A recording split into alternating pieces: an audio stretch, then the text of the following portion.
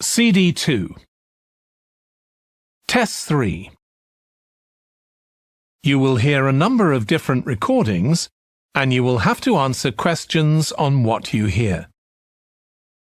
There will be time for you to read the instructions and questions, and you will have a chance to check your work. All the recordings will be played once only. The test is in 4 sections. At the end of the test, you will be given 10 minutes to transfer your answers to an answer sheet. Now turn to Section 1.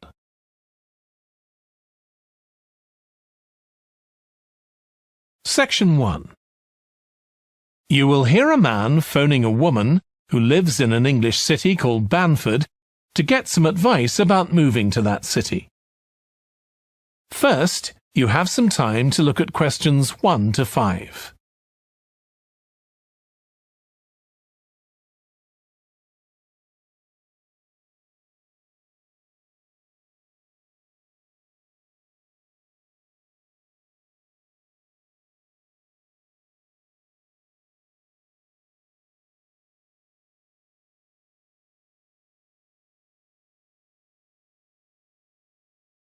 You will see that there is an example that has been done for you. On this occasion only, the conversation relating to this will be played first. Hello, Linda speaking. Oh, hi, Linda. This is Matt Brooks. Alex White gave me your number. He said you'd be able to give me some advice about moving to Banford. Yes, Alex did mention you. How can I help? Well, first of all, which area to live in? Well, I live in Dalton, which is a really nice suburb. Not too expensive, and there's a nice park. Linda recommends a suburb called Dalton, so Dalton has been written in the space. Now we shall begin. You should answer the questions as you listen, because you will not hear the recording a second time. Listen carefully and answer questions 1 to 5. Hello, Linda speaking. Oh, hi, Linda. This is Matt Brooks. Alex White gave me your number. He said you'd be able to give me some advice about moving to Banford. Yes, Alex did mention you. How can I help? Well, first of all, which area to live in? Well, I live in Dalton, which is a really nice suburb. Not too expensive, and there's a nice park. Sounds good. Do you know how much it would be to rent a 2-bedroom flat there? Yeah, you should be able to get something reasonable for £850 per month. That's what people typically pay. You certainly wouldn't want to pay more than £900. That doesn't include bills or anything. No, that sounds all right. I'll definitely have a look there. Are the transport links easy from where you live? Well, I'm very lucky. I work in the city centre, so I don't have to use public transport. I go by bike. Oh, I wish I could do that. Is it safe to cycle around the city? Yes, it's fine. And it keeps me fit. Anyway, driving to work in the city centre would be a nightmare because there's hardly any parking. And the traffic during the rush hour can be bad. I'd be working from home, but I'd have to go to London 1 or 2 days a week. Oh, that's perfect. Getting to London is no problem. There's a fast train every 30 minutes, which only takes 45 minutes. That's good. Yeah, The train service isn't bad during the week, and they run quite late at night. It's weekends that are a problem. They're always doing engineering work, and you have to take a bus to Haddam and pick up the train there, which is really slow. But other than that, Banford's a great place to live. I've never been happier. Before you hear the rest of the conversation, you have some time to look at questions 6 to 10.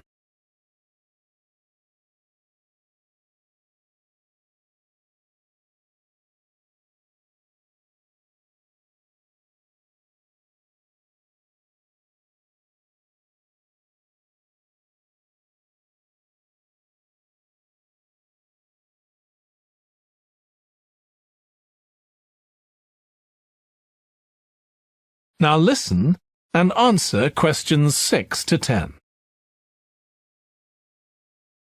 There are some nice restaurants in the city centre and a brand new cinema, which has only been open a couple of months.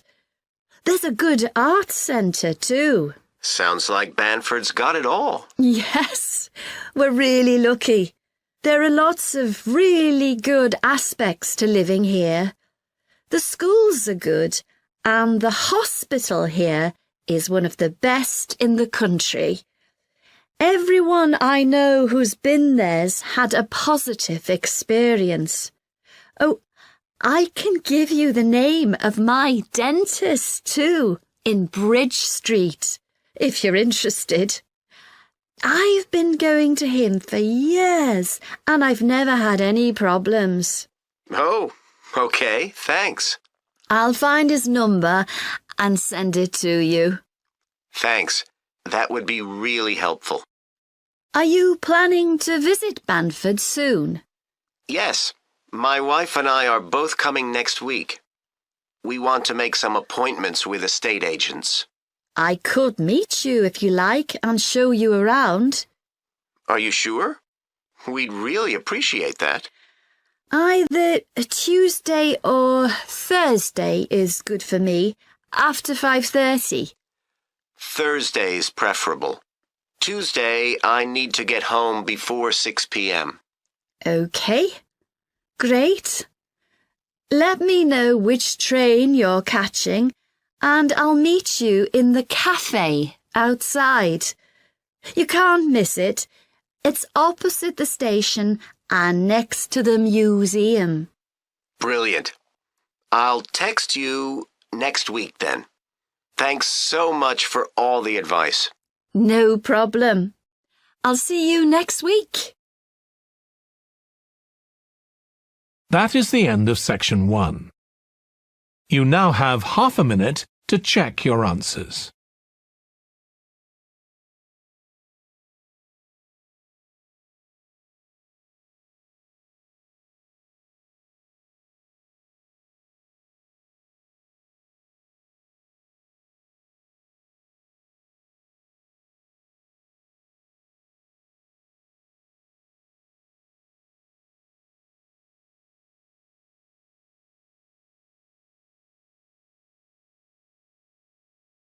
Now turn to section 2.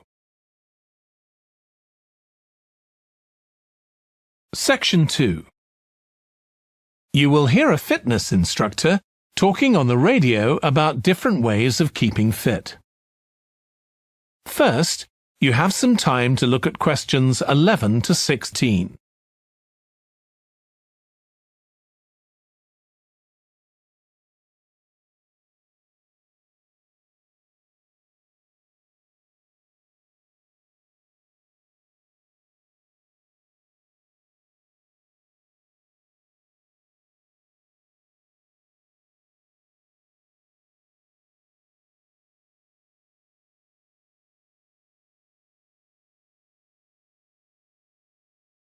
Now listen carefully and answer questions 11 to 16.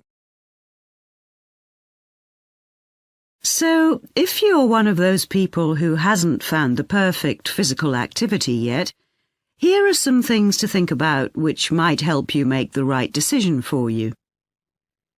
The first question to ask yourself is whether you would enjoy training in a gym. Many people are put off by the idea of having to fit a visit to the gym into their busy day. You often have to go very early or late, as some gyms can get very crowded. But with regular training, you'll see a big difference in a relatively short space of time. Running has become incredibly popular in recent years. That's probably got a lot to do with the fact that it's a very accessible form of exercise. Anyone can run, even if you can only run a few meters to begin with. But make sure you get the right shoes. It's worth investing in a high-quality pair, and they don't come cheap. Another great thing about running is that you can do it at any time of day or night. The only thing that may stop you is snow and ice. Swimming is another really good way to build fitness.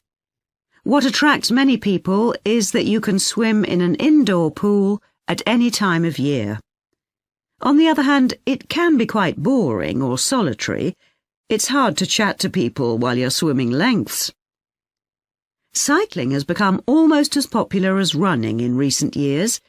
That's probably because, as well as improving their fitness, many people say being out in the fresh air in a park or in the countryside can be fun, provided the conditions are right, of course. Only fanatics go out in the wind and rain. Yoga is a good choice for those of you looking for exercise which focuses on developing both a healthy mind and body. It's a good way of building strength, and with the right instructor, there's less chance of hurting yourself than with other more active sports. But don't expect to find it easy. It can be surprisingly challenging, especially for people who aren't very flexible. Getting a personal trainer is a good way to start your fitness program. Obviously, there can be significant costs involved, but if you've got someone there to encourage you and help you achieve your goals, you're less likely to give up. Make sure you get someone with a recognised qualification, though, or you could do yourself permanent damage. Before you hear the rest of the radio program, you have some time to look at questions 17 to 20.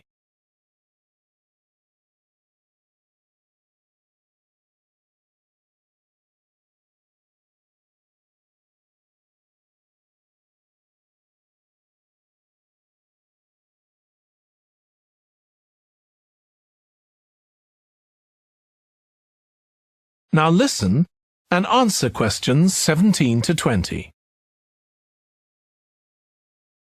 Whatever you do, don't join a gym unless you're sure you'll make good use of it. So many people waste lots of money by signing up for membership and then hardly ever go. What happens to their good intentions? I don't think people suddenly stop caring about improving their fitness or decide they have more important things to do. I think people lose interest when they don't think they're making enough progress. That's when they give up hope and stop believing they'll ever achieve their goals. Also, what people sometimes don't realize when they start is that it takes a lot of determination and hard work to keep training week after week, and lots of people don't have that kind of commitment. One thing you can do to help yourself is to set manageable goals. Be realistic and don't push yourself too far. Some people advise writing goals down, but I think it's better to have a flexible approach. Give yourself a really nice treat every time you reach one of your goals. And don't get too upset if you experience setbacks. It's a journey. There are bound to be difficulties along the way. That is the end of section 2. You now have half a minute to check your answers.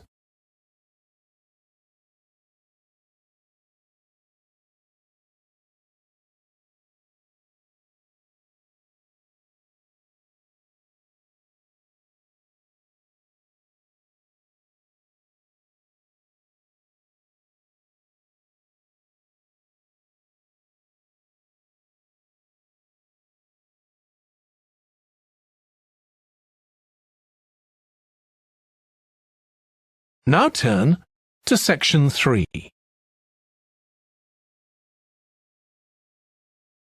Section 3. You will hear a textile design student called Jim discussing his project on using natural dyes for colouring fabrics with his tutor. First, you have some time to look at questions 21 to 24.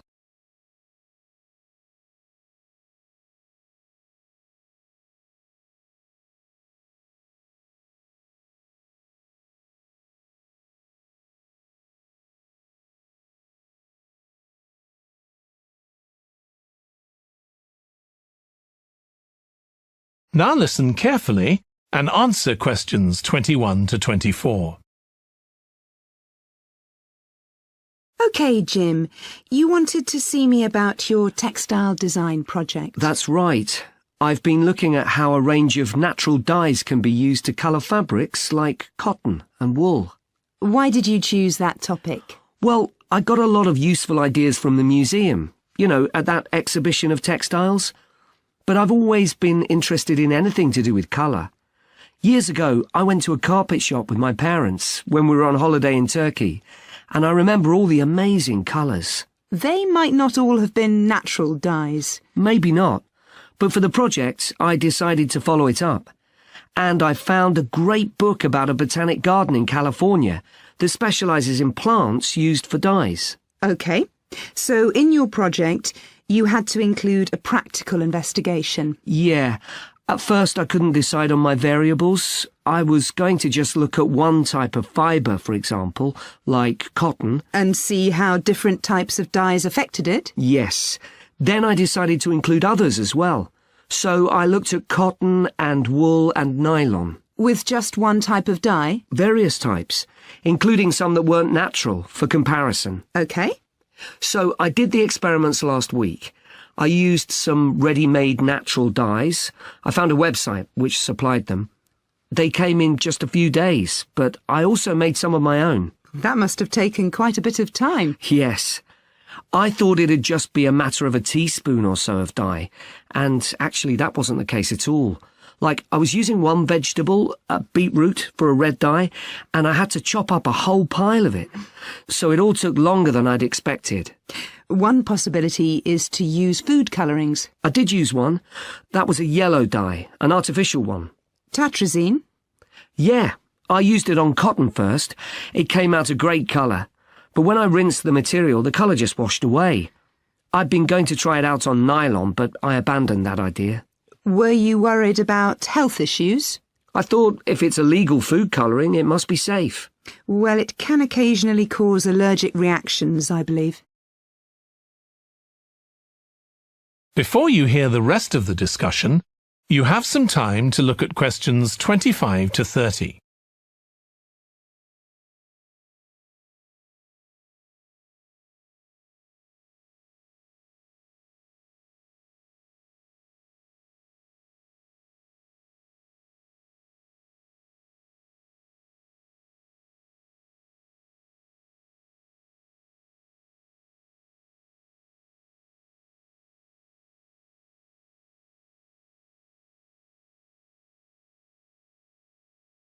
Now listen and answer questions 25 to 30. So what natural dyes did you look at? Well, one was turmeric. The colour's great. It's a really strong yellow. It's generally used in dishes like curry. It's meant to be quite good for your health when eaten, but you might find it's not permanent when it's used as a dye. A few washes and it's gone. Right. I used beetroot as a dye for wool. When I chop up beetroot to eat, I always end up with bright red hands. But the wool ended up just a sort of watery cream shade. Disappointing. There's a natural dye called Tyrian purple. Have you heard of that? Yes. It comes from a shellfish, and it was worn in ancient times, but only by important people, as it was so rare. I didn't use it. It fell out of use centuries ago, though one researcher managed to get hold of some recently. But that shade of purple can be produced by chemical dyes nowadays. Did you use any black dyes? Logwood. That was quite complicated. I had to prepare the fabric so the dye would take. I hope you were careful to wear gloves. Yes, I know the danger with that dye. Good, it can be extremely dangerous if it's ingested. Now, presumably you had a look at an insect-based dye, like cochineal, for example. Yes, I didn't actually make that. I didn't have time to start crushing up insects to get the red colour, and anyway, they're not available here. But I managed to get the dye quite easily from a website, but it cost a fortune. I can see why it's generally just used in cooking and in small quantities. Yes, it's very effective, but that's precisely why it's not used as a dye. I also read about using metal oxide. Apparently you can allow iron to rust while it's in contact with the fabric, and that colours it. Yes, that works well for dyeing cotton. But you have to be careful as the metal can actually affect the fabric, and so you can't expect to get a lot of wear out of fabrics treated in this way. And the colours are quite subtle. Not everyone likes them. Anyway, it looks as if you've done a lot of work. That is the end of section 3. You now have half a minute to check your answers.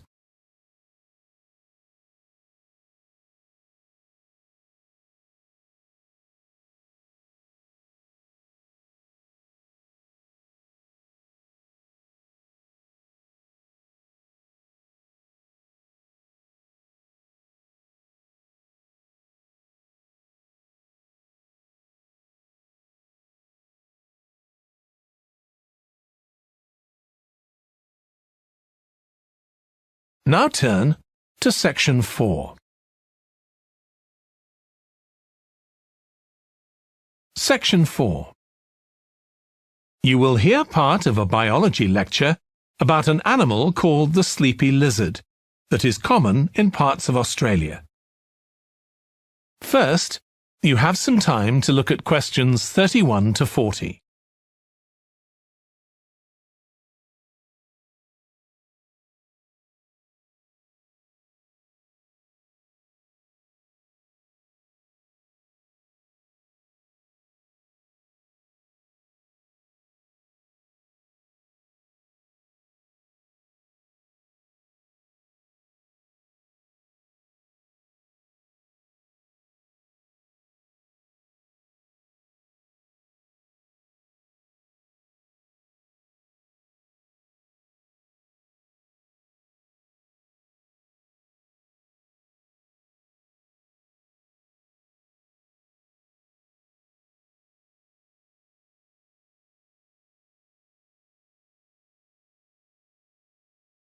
Now listen carefully and answer questions 31 to 40.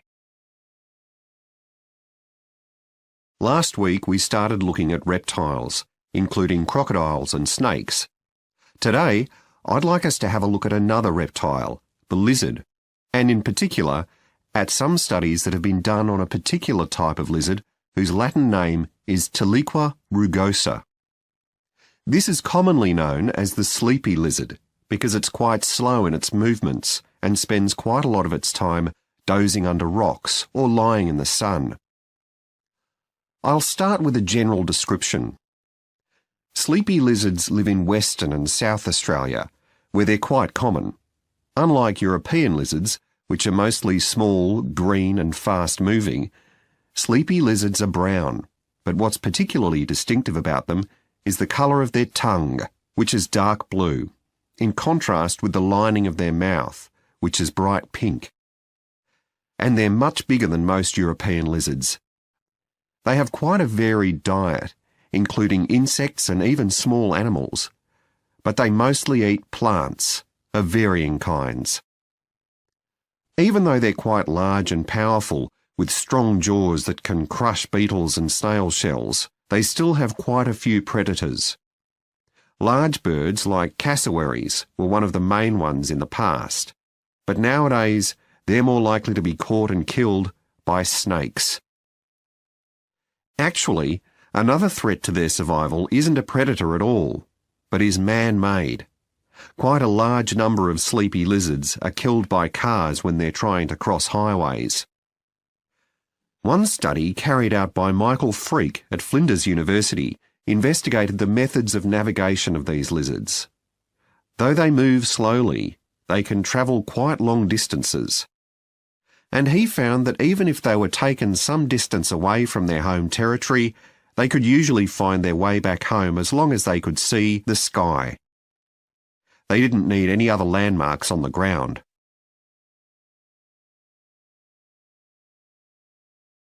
Observations of these lizards in the wild have also revealed that their mating habits are quite unusual. Unlike most animals, it seems that they're relatively monogamous, returning to the same partner year after year. And the male and female also stay together for a long time, both before and after the birth of their young. It's quite interesting to think about the possible reasons for this.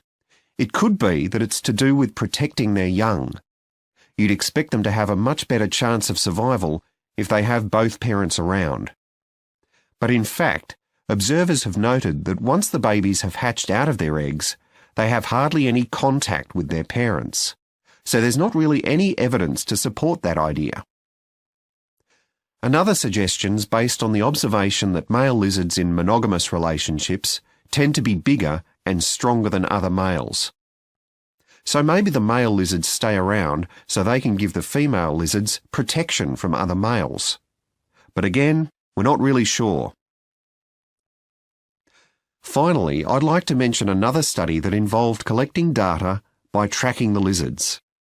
I was actually involved in this myself. So we caught some lizards in the wild, and we developed a tiny GPS system that would allow us to track them, and we fixed this onto their tails. Then we set the lizards free again, and we were able to track them for 12 days and gather data, not just about their location, but even about how many steps they took during this period. One surprising thing we discovered from this is that there were far fewer meetings between lizards than we expected. It seems that they were actually trying to avoid one another. So why would that be?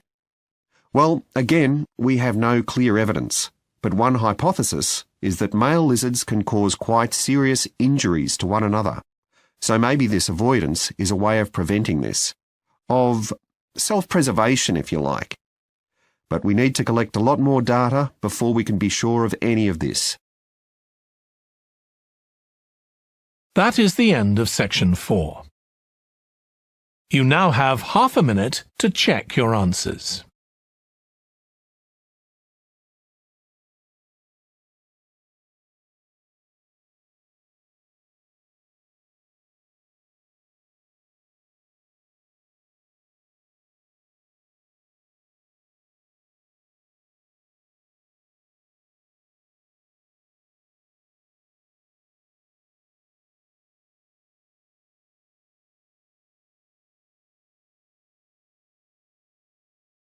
That is the end of the listening test. In the IELTS test, you would now have 10 minutes to transfer your answers to the answer sheet.